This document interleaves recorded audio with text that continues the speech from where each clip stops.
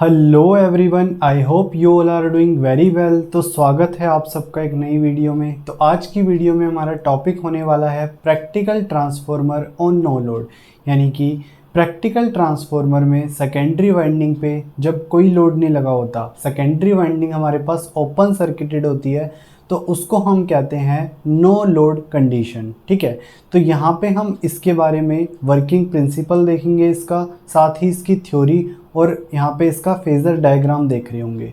तो video start होने से पहले मैं आपको बता दूं, बोर्ड पे हम जो भी डिस्कस करेंगे उन सब की फ़ोटोज़ आपको डिस्क्रिप्शन बॉक्स में मिल जाएगी। साथ ही आपकी कंप्लीट रिवीजन के लिए हैंड रिटन नोट्स का लिंक भी आपको डिस्क्रिप्शन बॉक्स में अवेलेबल हो जाएगा, जिसमें हमने हर एक लाइन को बहुत अच्छे से एक्सप्लेन किया हुआ है। तो बिना टाइम वेस्ट किए हुए चलते हैं अपनी वीडियो में।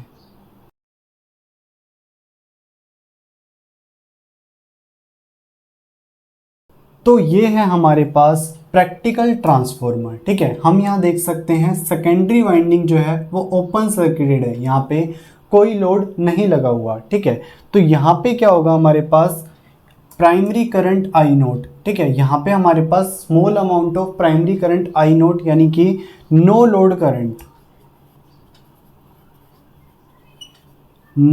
करंट ही फ्लो करेगा थ्रू दी प्राइमरी वाइंडिंग। क्यों? क्योंकि वो मैग्नेटिक फ्लक्स को प्रोड्यूस कर सके और आयरन लॉस और small amount of copper flux को प्रोड्यूस कर सके। ठीक है, यानी कि to produce iron loss plus copper loss plus flux.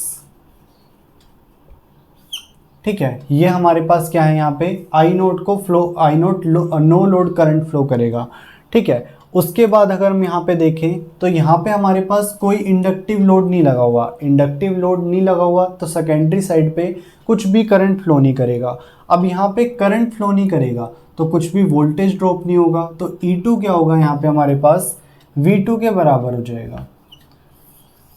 ठीक है, क्योंकि यहाँ पे कुछ भी ड्रॉप नहीं हो रहा। ठीक है, अब हम देखते हैं इसका फेजर डायग्राम। ठीक है, इसकी वर्किंग इतनी थी कि यहाँ पे नो लोड करंट, जब कुछ लोड नहीं लगा हुआ तो खाली नो लोड करंट फ्लो करेगा ताकि आयरन लॉस प्रोड्यूस हो सके, कॉपर लॉस और फ्लक्स।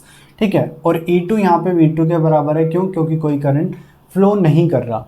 ठीक है, अगर हम इसका फेजर डायग्राम देखें तो हमें पता है कि आई नोट की वजह से लॉसेस आ रहे हैं हमारे पास। तो क्या है, आई नोट लैग करेगा किसके साथ, V1 के साथ कुछ एंगल फाई नोट से। ठीक है, अब हम यहाँ पे देखें तो आई नोट को हम रिजोल्व कर सकते हैं IW which is active component.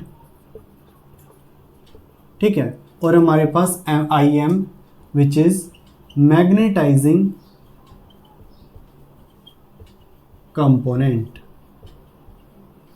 ठीक है, अब हमारे पास IW और IM क्या होते हैं। IW एक्टिव कंपोनेंट रिस्पॉन्सिबल होता है to produce the losses in the transformer, यानी कि कॉपर लॉस और आयरन लॉस, इन दोनों को प्रोड्यूस करने के लिए कौन रिस्पॉन्सिबल होता है, active component IW।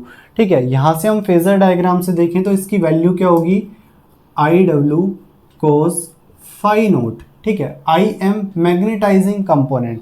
Now what is magnetising component. ठीक है, मैग्नेटाइजिंग कंपोनेंट क्या है, हमारे पास रिस्पॉन्सिबल होता है to produce the mutual flux, यानी कि ये जो म्यूचुअल मैग्नेटिक फ्लक्स है between primary and secondary winding phi M, इसको प्रोड्यूस करने के लिए कौन रिस्पॉन्सिबल होता है, IM मैग्नेटाइजिंग कंपोनेंट। ठीक है, और इसकी वैल्यू हमारे पास होती है IM साइन फाई नोट। ठीक है, अब हमें पता लग गया आई नोट क्या है, फेजर सम है ऑफ IM प्लस IW। ठीक है, और इसका मैग्नीट्यूड हम कैसे देंगे, square root of IM square plus IW square. ठीक है, ये हमारे पास होगी आई नोट प्राइमरी करंट की value in case of practical transformer on no load. ठीक है, तो यहाँ पे पहले हमने वर्किंग देखी जिसमें हमने नो लोड करंट देखा और E2 इक्वल्स टू V2 कैसे आता है ये देखा।